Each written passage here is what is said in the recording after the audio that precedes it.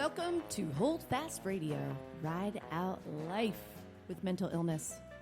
You too, ladies and gentlemen, can stay afloat in this ever-cycling existence. Stay tuned.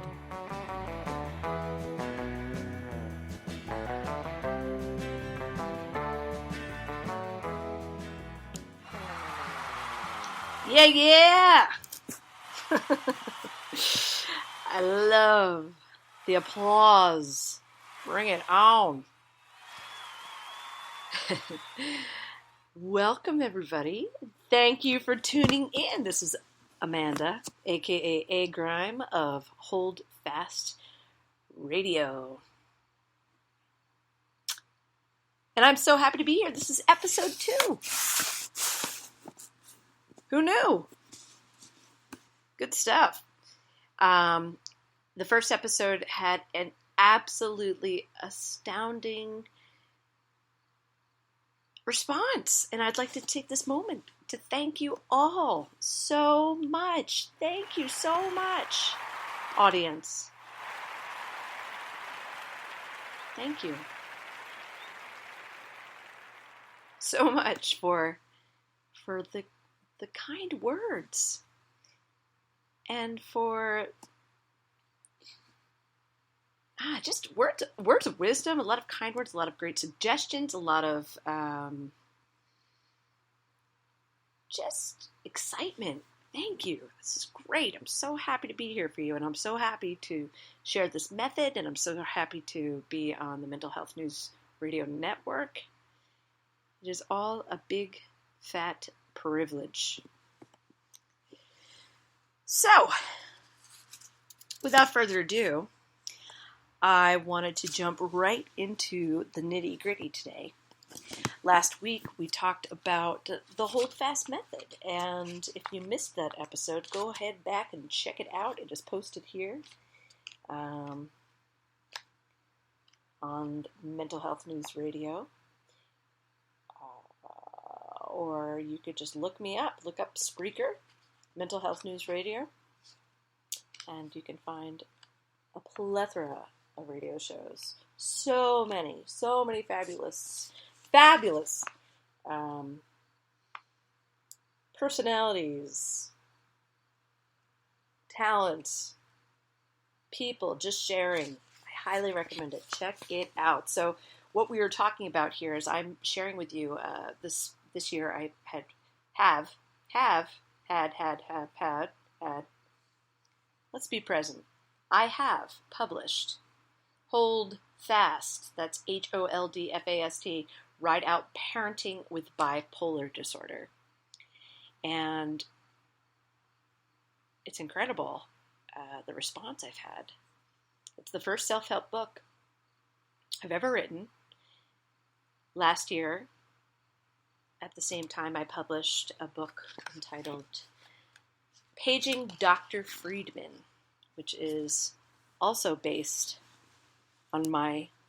loosely based on my experience with bipolar disorder, but it is a fiction novel that shows a very vivid portrayal of the disease and its ill effects and its beautiful effect on people who live with it. Anyway, so last week we started with the Hold.F.A.S.T method. And it's a method that I came up with that I talked about in my first show.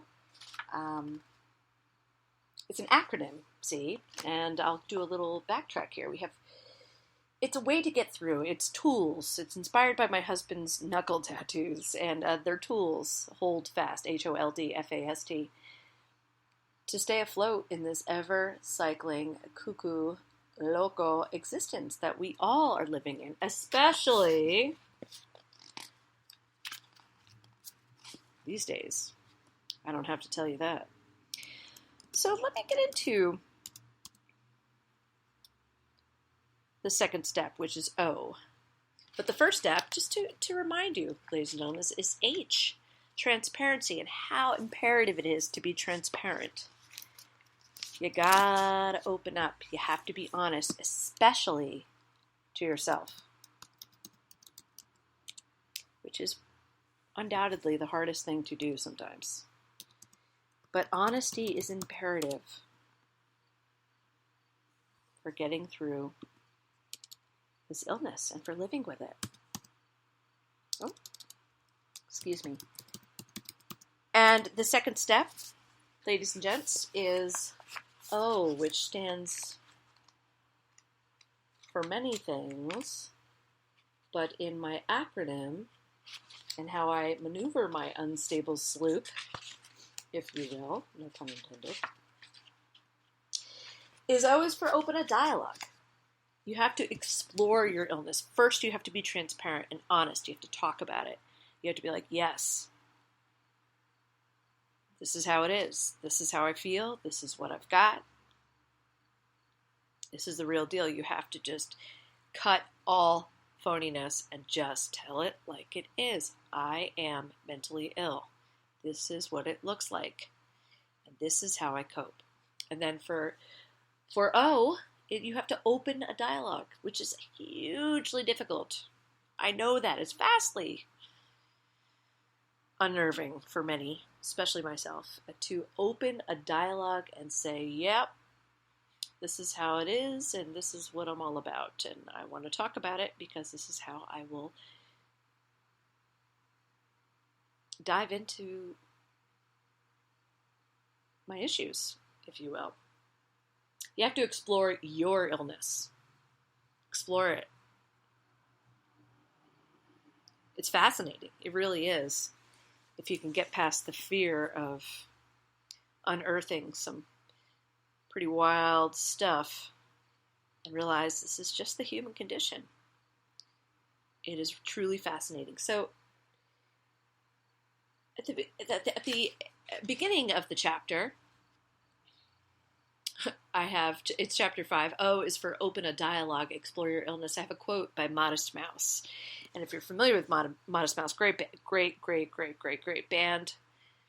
But there was a song that, it was probably their popular tune that many of you know, called Float On. I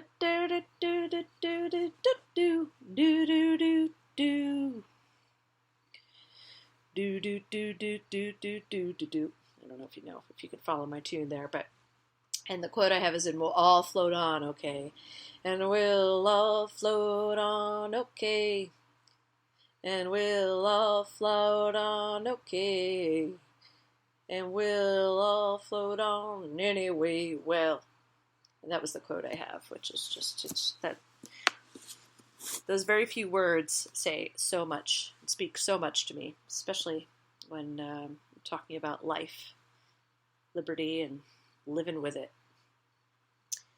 So of all the wonderful reading material that Dr. Friedman, who I spoke of before, who was my psychiatrist many moons ago, shared with me at my most vulnerable time in my life, the one that resonated most was The Power of Now by Eckhart Tolle.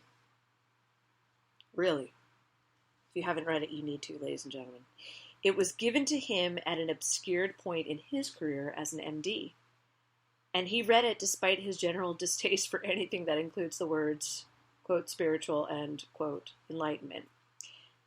I admired that about him. I, too, get a little gaggy feeling inside, even though I think it's a beautiful thing. When I contemplated sitting and talking with someone for cognitive therapy, the idea gave me the chills. Even though my thoughts had become unhealthy, they were still my thoughts. I'm sure you can relate to that, ladies and gentlemen. Sharing them seemed like the ultimate insult to myself. And when I happened upon this quote by Eckhart Tolle, it resonated with me, and it resonates with me on a daily basis, years later, as a mom, a teacher, and an advocate, mental health awareness advocate. The quote is as follows. A belief may be comforting, and only through your own experience, however, does it become liberating. Thinking, according to Eckhart Tolle, has become a disease. Disease happens when things get out of balance. For example, there's nothing wrong with cells dividing and multiplying in the body. But when this process continues in disregard of the total organism, cells proliferate and we have dis-ease or disease. The mind is a superb instrument if used rightly, but used wrongly, however, it becomes very destructive. To put it more accurately, continues E.T., it is not so much that you use your mind wrongly. You usually don't use it at all. It uses you. This is the disease. You believe that you are your mind. And this is the delusion. The instrument has taken you over. Thank you, Eckhart. That was some good stuff. So inspiring. Because in mental illness, I find that to liberate the feelings of doubt, delusion, negativity, sadness, irrational fear, etc., whatever, you have to liberate the thoughts. Because thoughts proliferate like cells. Isn't that the truth? If you allow the thoughts to multiply upon themselves, they will create a web of confusion so dense and disconcerting that you cannot find your way out. Your mind, then, it uses you, and you lose complete control of yourself, like I did. And in my time of self-induced woe and confusion, the ones who always suffered were the ones I loved most. My family.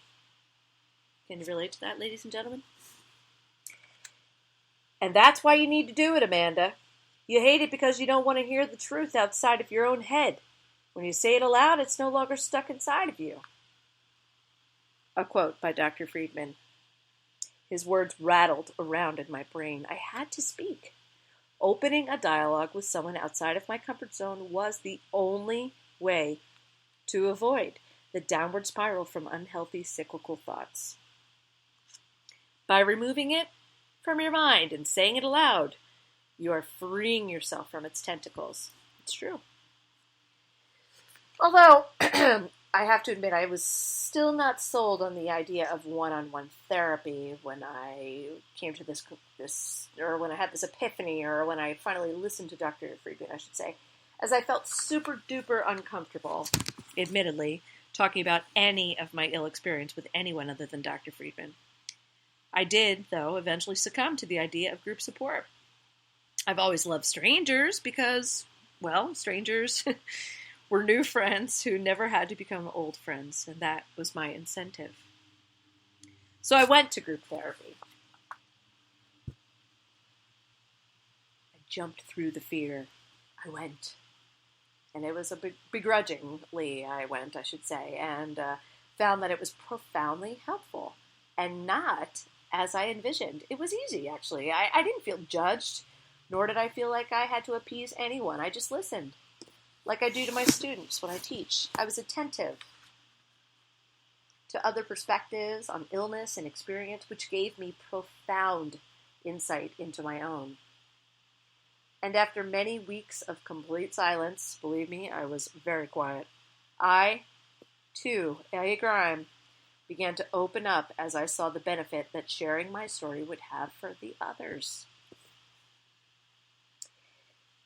And, in all honesty, with the sound of my own voice in the stale coffee-scented air of the therapy room, I felt like I was snipping away little tiny pieces of myself that were of no use to me anymore. I sent them out to sea to float on, without any care, away from me. I may have even felt a kinship to the group, but that's something I'd like not to admit. Don't tell anyone.